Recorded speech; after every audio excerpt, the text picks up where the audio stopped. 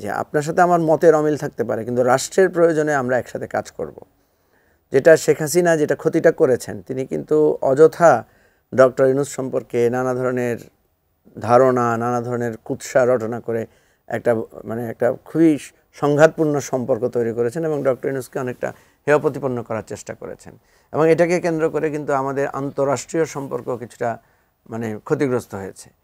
তো এখন যে কথাটা আপনি খলিল ভাইকে প্রশ্ন করেছিলেন যে ভেতরে আসলে কি আলোচনা হয়েছে, ভেতরের যে আলোচনাটা হয়েছে বা হওয়ার কথা স্বাভাবিকভাবে এটা তো আমরা বুঝতে পারছি যে সেখানে বিচার নিয়ে আলোচনা নিশ্চয়ই হয়েছে।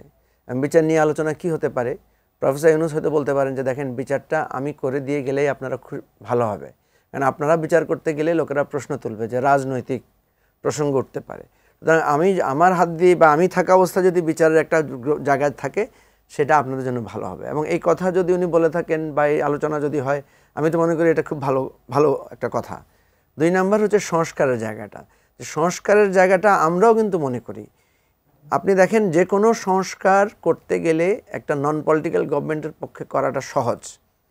আর এই গভর্নমেন্টের সুবিধা হচ্ছে এটা শুধু নন পলিটিক্যাল গভর্নমেন্ট আকারে না, এটা একেবারে সবার মধ্যে গ্রহণযোগ্য একটা সরকার, যেটা গণ অভ্যুত্থানের মধ্য দিয়ে সৃষ্টি হয়েছে। সুতরাং এই সরকারের হাত দিয়েই যদি আমরা একটা মেজর সংস্কারটা করে দিয়ে যেতে পারি, এমনি কিন্তু একটা মেজর সংস্কার হয়ে গেছে যেটা লিখিত পড়িত বলা যাবে না। যেমন ধরেন এই গণ অভ্যুত্থানের মধ্য দিয়ে একটা জিনিস দাঁড়িয়ে গেছে, অন্তত আগামী 20 বছরে আরেকটা হাসিনা বাংলাদেশে জন্ম নেবে না, আরেকটা ফ্যাসিবাদ। এই ক্ষেত্রে একটা প্রশ্ন আমার ব্যক্তিগতভাবে মাঝে মধ্যে মনে আসে, সরকার পরিচালনায় নতুন যারা সরকারে আসবে তারা কি ব্রেকফাস্ট, টিফিন কিংবা স্ন্যাক টাইমে মজাদার আয়োজন মানে অল টাইম ব্রেড। আসলে প্রতিনিয়ত এরকম চ্যালেঞ্জ মোকাবেলা করবে কিনা, যে অনেকে তো বুঝে গেছে কিভাবে সরকারের পতন ঘটানো যায়, সেক্ষেত্রে ছোটখাটো বিষয় নিয়েও কি ভবিষ্যতে এরকম রকম শোরগোল দেখা যাবে কিনা? একটা শুনেন, আপনি যখন দেখবেন যে একটা দাবির মধ্য দিয়ে একটা কাজ হচ্ছে, হ্যাঁ, তখন কিন্তু দাবি, যেমন এই যে 200-300 দাবি নিয়ে যে আন্দোলনটা হয়েছে, আন্দোলনটা কেন হয়েছে? মানুষের দীর্ঘদিন অবরুদ্ধ ছিল, মানুষ কথা বলতে পারে নাই, মানুষের নানা কথাগুলো পৌঁছাতে পারে নাই।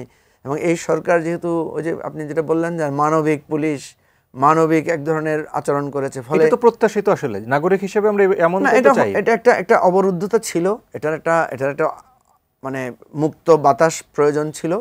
এবং এটা নেক্সট গভর্নমেন্টের জন্য কিন্তু একটা চাপও থাকবে। ধরেন নেক্সট গভর্নমেন্ট যদি আমাদেরকে যমুনায় আসতে না দেয় বা প্রধান উপদেষ্টার প্রধানমন্ত্রীর কার্যালয় পর্যন্ত যেতে না দেয়, তখন কিন্তু সবাই আমরা বলবো যে ইউনূস সাহেব তো ভালোই ছিলেন, আমরা তো অন্তত যমুনা পর্যন্ত যেতে পারতাম।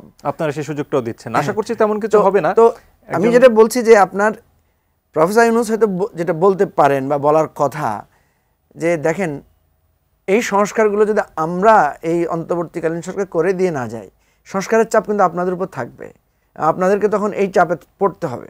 এবং আমরা যে আমাদের আন্তর্জাতিকভাবে আমরা যেভাবে সাহায্য পাচ্ছি, সবার কাছ থেকে একটা সহমর্মিতা পাচ্ছি, এই সুযোগে পাচার হয়ে যাওয়া টাকা, আরও আন্তর্জাতিক ইস্যু, এগুলোকে আমরা সলভ করতে পারবো। আমার ধারণা প্রফেসর ইউনূস এই আলোচনাগুলো তুলেছেন এবং ওনাদের যে বডি ল্যাঙ্গুয়েজ আমরা দেখেছি এবং পরবর্তী যেই রিপারকেশন আমরা উভয় পক্ষ থেকে পেয়েছি, আমার কাছে মনে হচ্ছে যে সেখানে একটা ভালো আলোচনা হয়েছে, একটা ইতিবাচক আলোচনা হয়েছে। এবং এই কাছাকাছি